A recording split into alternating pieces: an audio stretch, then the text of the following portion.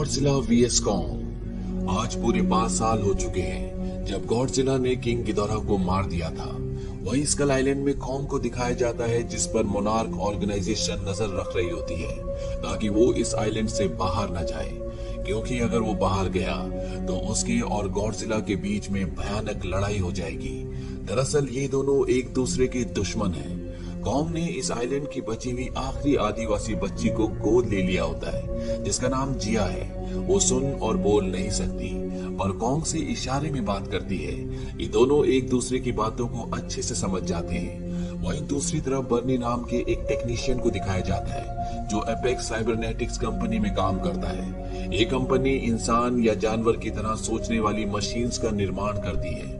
बर्नी को अपनी कंपनी पर शक होता है, इसीलिए वो कंपनी का सारा डेटा पेन ड्राइव में कॉपी कर लेता है और तभी यहाँ पर गॉडजिला हमला करता है और पूरी कंपनी को ध्वस्त कर देता है। बर्नी को यहाँ पर एक बहुत बड़ा डिवाइस दिखता है और उसे समझ नहीं आता है कि ये क्यों बनाया गया है। इस घटना के बाद पूरी दुनिया सख्ते में आ जाती है कि गॉडजिला, जो कि टाइटन्स का रखवाला था, इंसानों का दोस्त था, अब वो उनके लिए खतरा बन चुका है। मेडिसन भी इस बात से हैरान होती है कि कैसे गॉडजिला इंसानों का दुश्मन हो सकता है, जबकि पिछली कहानी में गॉडजिला ने उसकी जान बचाई थी। वो अपने पिता मार्क से कहती है कि गॉडजिला के बदले रवैये का कोई न कोई कारण जरूर होगा, पर मार्क कहता है कि टाइटन्स भी इंसानों की तरह होते हैं, उनका दिमाग बदलता है। और मेडिसन को उनकी बात पर यकीन नहीं होता, इसीलिए वो अपने दोस्त के साथ बर्नी से मिलने जाती है, क्योंकि बर्नी अपने ब्रॉडकास्ट पर गॉडजिला और एपेक्स कंपनी के बारे में बोल रहा होता है। बर्नी से मिलने के बाद बर्नी ने बताता है कि एपेक्स कंपनी हांगकांग के बेस में कोई बहुत ही खुफिया चीज शिफ्ट करने वाली है, जिसका हमें पता लगाना होगा। वहीं एपेक्स कंपनी के सीईओ को दिखाया जाता है जो डॉक्टर नेथन से मिलने जाता है। डॉक्टर नेथन पहले मोनार्क ऑर्गेनाइजेशन के लिए काम करते थे। उनका सब्जेक्ट था हॉलो अर्थ। वैज्ञानिकों के मुताबिक टाइटन्स की दुनिया पृथ्वी के अंदर एक दूसरी दुनिया है जिसे हॉलो अर्थ कहा जाता है। इंसानों ने कई बार हॉलो अर्थ की खोज करने की कोशिश की, पर जो भी इस खोज में गया वो कभी वापस नहीं आया। माना जाता है कि वहाँ का इकोसिस्टम बहुत स्ट्रॉन्ग है। अगर इंसान वहां पहुंच जाए तो वो उस दुनिया की एनर्जी से मानव जाति का बहुत फायदा कर सकते हैं। एपेक्स कंपनी का सीईओ डॉक्टर नेथन को उनके लिए होलो अर्थ की खोज करने के लिए कहता है, पर डॉक्टर नेथन बताते हैं कि मेरा भाई भी होलो अर्थ की तलाश में गया था, पर जब उनकी टीम वहां पहुंची तो वहां की ग्रेविटी पलट गई और पलक झपकते ही सब मारे गए। एपेक्स कंपनी का सीईओ बताता है कि हमने एक क्राफ्ट बनाया है जो उस पर्यावरण में जा सकता है। अगर हम वहां पहुंच गए तो हम गॉडजिला को हरा सकते हैं।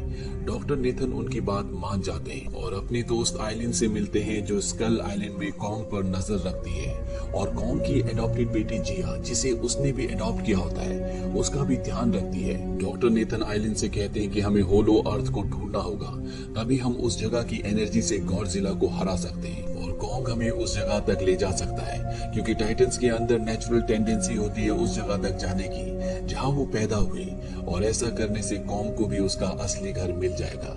डॉक्टर आइलैंड उसकी बात मान जाती है और ये कॉन्ग को बेहोश करके एक बहुत बड़े नेवी शिप में एटलांटिका ले जाते हैं।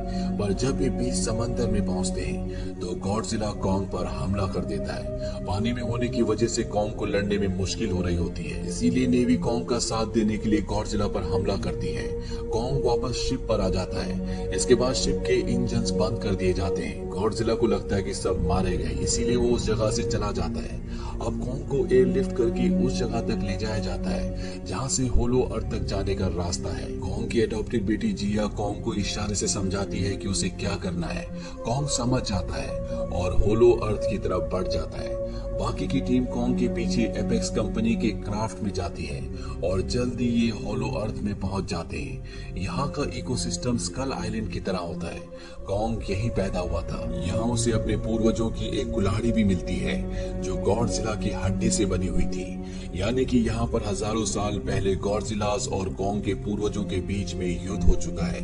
वहीं बर्नी मेडिसन और मेडिसन की दोस्त को दिखाया जाता है जो हांगकांग में एपेक्स के अंडरग्राउंड सीक्रेट बेस तक पहुंच जाते हैं, जहां पर एपेक्स कंपनी ने एक मैको गॉडजिला बनाया होता है, यानी कि मशीनी गॉडजिला, जिसे किंग गिदोरा की कटी हुई गर्दन से डॉक्टर सेरिजावा का बेटा रेन सेरिजावा टेलीपैथिकली कंट्रोल कर रहा होता है। पर इस मशीनी गॉडजिला को चलाने के लिए जितनी पावर की जरूरत है वो इनके पास नहीं होती, इसीलिए इन्हें होलो अर्थ की एनर्जी की जरूरत है ताकि वो इस मशीनी गॉडजिला को चला सके और पूरी दुनिया पर अपना कब्जा कर ले। वही होलो अर्थ में दिखाया जाता है जहां कॉन्ग अपने पूर्वजों की गद्दी पर बैठता है और तभी उसके पास जो कुल्हाड़ी होती है वो चमकना शुरू हो जाती है। कॉन्ग उस कुल्हाड़ी को एक कुल्हाड़ी की शेप के बने हुए सांचे में रखता है और इसके बाद वो कुल्हाड़ी धरती के कोर से रेडिएशन को खींचना शुरू कर देती है और कुल्हाड़ी चार्ज हो जाती है। यहाँ पर इन्हें इस जगह की एनर्जी सोर्स के बारे में पता चल जाता है। यहाँ पर जो एपेक्स कंपनी की टीम होती है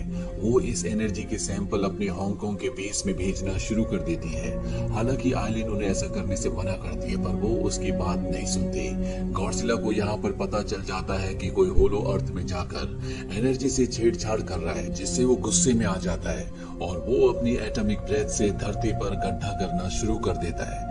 वहीं धरती के कोर में यानी कि होलो अर्थ में दिखाया जाता है कि एपेक्स की टीम यहाँ से भागने की कोशिश कर रही होती है, पर कॉन्ग को समझ में आ जाता है कि इनके जो इरादे हैं वो सही नहीं है, इसीलिए वो उनके क्राफ्ट को ध्वस्त कर देता है। और अब यहाँ पर गॉडजिला ने ऊपर धरती से होलो अर्थ तक एक गड्ढा कर दिया होता है, जिससे कॉन्ग बाहर निकलता है। उसके सामने गॉडजिला होता है जो हजारों लाखों सालों से एक दूसरे के दुश्मन है।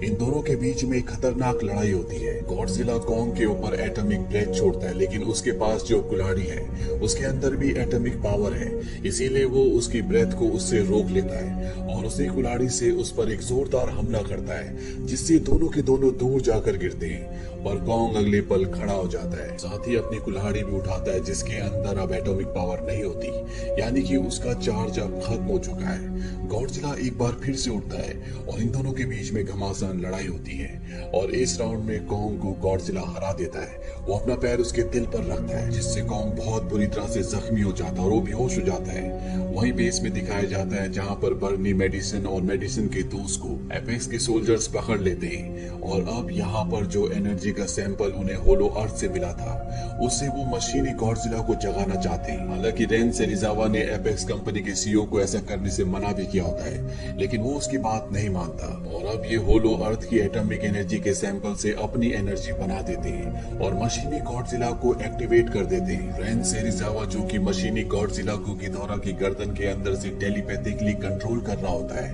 वो उसे कंट्रोल नहीं कर पाता क्योंकि यहाँ पर एनर्जी बहुत ज्यादा होती है। उस एटॉमिक एनर्जी में वो खुद भी जलकर राख हो जाता है। मशीनी गॉडजिला अब पूरी तरह से आउट ऑफ कंट्रोल हो चुका है। वो एपेक्स कंपनी की सीईओ जिसने इस मशीनी गॉडजिला को बनाया है वो उसे भी मार देता है और अब वो बाहर आ जाता है जहां पर असली गॉडजिला भी होता है, जिसे इस मशीनी गॉडजिला का आभास पहले से था, इसीलिए उसने पहले एपेक्स कंपनी के ऊपर हमला किया था और दुनिया ने ये समझ लिया था कि गॉडजिला अब इंसानों के खिलाफ हो चुका है और मशीनी गॉडजिला और असली गॉडजिला के बीच में लड़ाई होती है। लेकिन मशीनी गॉडजिला असली गॉडजिला से बहुत ताकतवर होता है, बहुत जल्दी वो असली गॉडजिला को परास्त कर देता है। वहीं कॉन्ग के पास उसकी एडॉप्टेड डॉटर जिया जाती है। उसे एहसास हो जाता है कि कॉन्ग के दिल की धड़कन धीरे धीरे कम हो रही है। वही बात नीथन और आयरिन को बताती है और अभी समझ जाते हैं कि कॉन्ग के दिल में एक इलेक्ट्रिक शॉक देना पड़ेगा। इसीलिए एपेक्स कंपनी के उस क्राफ्ट को जिससे होलो अर्थ के अंदर गए थे उसे कॉन्ग के हार्ट के पास ले जाकर ब्लास्ट करते हैं, जिससे कॉन्ग जाग जाता है। और अब जिया कॉन्ग को इशारे से समझाती है कि गॉडजिला हमारा दुश्मन नहीं है बल्कि हमारा दुश्मन मशीनी गॉडजिला है। कॉन्ग जिया की बात समझ जाता है और मशीनी गॉडजिला जो असली गॉडजिला को मारने वाला होता है कॉन्ग पीछे से उसे पकड़ लेता है। गॉडजिला भी समझ जाता है कि कॉन्ग उसकी मदद कर रहा है और इसके बाद ये दोनों मिलकर मशीनी गॉडजिला से लड़ना शुरू कर देते हैं, लेकिन उसके पास इन दोनों से ज्यादा पावर होती है। कॉन्ग अपनी कुल्हाड़ी से मशीनी गॉडजिला पर कई प्रहार करता है, लेकिन अब उसकी कुल्हाड़ी की एटॉमिक पावर खत्म हो चुकी है, इसीलिए उसके प्रहारों का मशीनी गॉडजिला पर ज्यादा असर नहीं हो रहा होता। वहीं एपेक्स के बीच में दिखाया जाता है जहां पर बर्नी मेडिसिन का दोस्त उस मशीन में पानी डाल देते हैं जिस मशीन से इस मशीनी गॉडजिला को बनाया गया है। वहां पर शॉर्ट सर्किट होता है जिससे मशीनी गॉडजिला का कुछ पलों के लिए ध्यान भटक जाता है और तभी असली गॉडजिला अपनी एटॉमिक ब्रेथ से कॉन्ग की कुल्हाड़ी को चार्ज कर देता है और कॉन्ग कुल्हाड़ी से मशीनी गॉडजिला के टुकड़े टुकड़े कर देता है। वो उसकी गर्दन उखाड़ देता है। इसके बाद कॉन्ग और असली गॉडजिला एक दूसरे के सामने होते हैं, पर अब ये एक दूसरे के अस्तित्व को स्वीकृति दे चुके हैं। यानी कि ये दोनों सच्चाई अपना चुके हैं कि कॉन्ग और गॉडजिला दोनों ही इस दुनिया का एक हिस्सा है। गॉडजिला अपनी समंदर की दुनिया में वापस लौट जाता है। वही मोनार्क ऑर्गेनाइजेशन को दिखाया जाता है जो होलो अर्थ पर नजर रखने के लिए एक ऑब्जर्वेशन पोस्ट बनाते हैं, क्योंकि कॉन्ग होलो अर्थ में लौट चुका है। वो वहां का ये फिल्म ईयर 2021 में रिलीज हुई थी। IMDb पर इसकी रेटिंग है 6.4। इस फिल्म का बजट था 155 to 200 मिलियन डॉलर्स और बॉक्स ऑफिस पर इसने कमाई की थी 467.8 मिलियन डॉलर्स की। उम्मीद करते हैं कि ये